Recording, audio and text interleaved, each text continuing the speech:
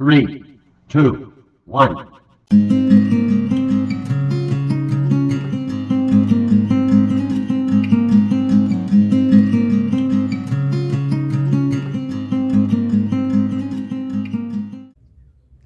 Assalamualaikum warahmatullahi wabarakatuh. Hadirin yang saya hormati, pertama-tama marilah kita panjatkan puji syukur atas kehadirat Allah Subhanahu wa Ta'ala yang telah memberi kita rahmat dan hidayahnya sehingga kita dapat berkumpul dalam acara kali ini, yaitu program forum warga terkait COVID-19. Sholawat serta salam juga tak lupa kita haturkan kepada junjungan kita Nabi Muhammad SAW yang kita nantikan syafaatnya di hari akhir nanti. Hadirin yang berbahagia, pada kesempatan kali ini saya akan membahas mengenai sisi positif dan negatif COVID-19 dari berbagai aspek. COVID-19, pandemi yang bermula di bulan Maret 2020 yang telah menyebar ke seluruh penjuru dunia termasuk Indonesia. Pandemi yang telah melumpuhkan seluruh aktivitas dan kegiatan manusia dari berbagai aspek kehidupan, dunia politik, hukum, ekonomi, sosial budaya, kesehatan, bahkan pendidikan sekalipun semua terkena imbasnya. Seakan-akan virus ini menekan tombol pause pada kehidupan manusia, jeda karena terpaksa terhimpit oleh keadaan yang memaksa. Hadirnya pandemi COVID-19 telah membawa perubahan terhadap dunia dengan berbagai tantangan yang tidak terbayangkan sebelumnya. Berbagai upaya telah dilakukan, namun terkadang tanpa kita sadari, upaya kita dalam menghambat penyebaran COVID-19 justru juga menghambat berbagai kegiatan masyarakat, terutama kegiatan perekonomian yang berdampak pada kesejahteraan sosial masyarakat yang memicu terjadinya kriminalitas. Seperti contoh, jika sebelum pandemi masih mudah untuk mencari lowongan pekerjaan, namun setelah adanya pandemi sangat sulit untuk kita mencari lowongan pekerjaan. Bahkan banyak yang di-PHK karena perusahaan berusaha menerapkan protokol kesehatan agar tidak menimbulkan kerumunan yang mana menjadi akses bagi virus ini menyebar.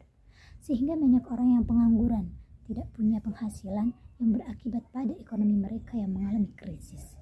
Jika ekonomi mereka sudah buruk, maka akan berdampak pula pada kesejahteraan sosialnya, yaitu terjadinya kesenjangan sosial.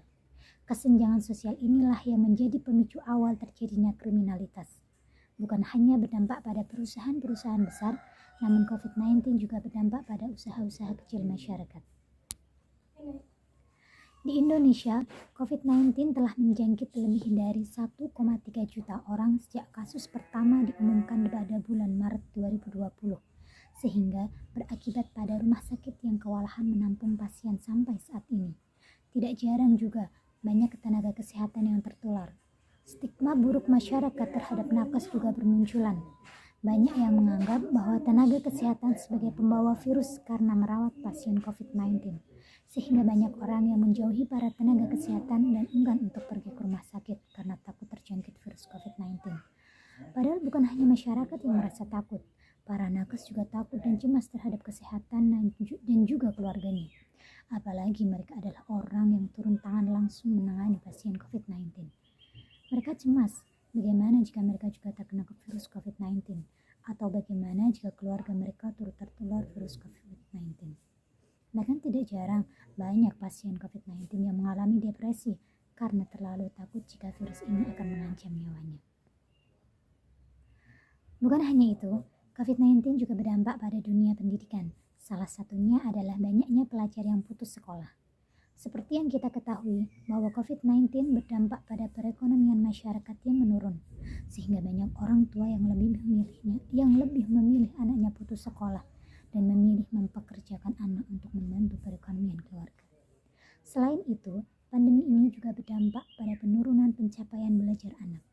Di masa pandemi sekarang, pembelajaran dilakukan melalui pembelajaran jarak jauh PPJ atau daring. Perbedaan akses dan kualitas selama PBJ inilah yang dapat mengakibatkan kesenjangan capaian belajar anak, terutama untuk anak yang keadaan sosial ekonominya rendah. Namun, di balik ini, banyak sisi positif yang dapat kita ambil. Pertama, lebih peduli terhadap kesehatan. Di masa pandemi sekarang, kesehatan sangatlah penting. Itulah mengapa masyarakat sekarang lebih peduli terhadap kesehatan dan kebersihan lingkungan agar tak terjangkit virus COVID-19. Kedua, adanya kerjasama di seluruh dunia. COVID-19 bukan hanya menyebar di negara Indonesia saja, namun hampir ke seluruh penjuru dunia.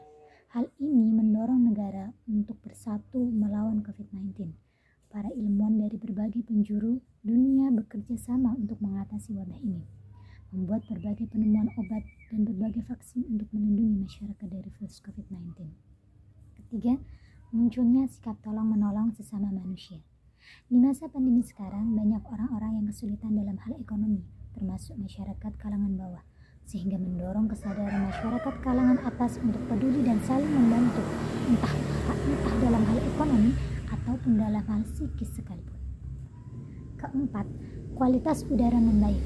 Sebelum masa pandemi, polarisasi dan polusi udara meningkat dikarenakan aktivitas manusia yang lebih banyak mengeluarkan emisi karbon.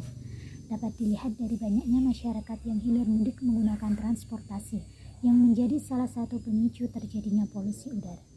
Namun, adanya pandemi ini yang mengharuskan orang bekerja dari rumah, melakukan segala aktivitas sebisa mungkin dari rumah, dan adanya social distancing berakibat pada menurunnya polusi udara. Kelima, kebijakan bekerja dan beraktivitas di rumah juga memberi kita kesempatan untuk menghabiskan waktu lebih lama bersama keluarga dan orang terkasih, serta memberi kesempatan untuk mengembangkan hobi kita yang tertunda karena terlalu sibuk bekerja. Mungkin pandemi COVID-19 memang membawa bencana dalam berbagai aspek kehidupan manusia, namun kembali lagi bahwa hal buruk sekalipun pasti tersimpan sisi baik, meskipun hanya sedikit. Seperti halnya pandemi ini, meskipun membawa dampak negatif, tetapi tidak bisa dipungkiri bahwa pandemi juga membawa dampak positif bagi kehidupan manusia, menjadikan momentum yang sangat berharga bagi kita untuk merancang kehidupan yang baik di masa mendatang. Jadi, yang dapat kita lakukan adalah tetap berupaya untuk menghambat penyebaran COVID-19 dengan meminimalisir terjadinya hal-hal negatif yang berdampak pada kesejahteraan masyarakat dan tetap memenuhi protokol kesehatan yang ada. Sekian yang dapat saya sampaikan. Semoga bermanfaat untuk kita semuanya. Kurang lebihnya saya mohon maaf. Wassalamualaikum warahmatullahi wabarakatuh.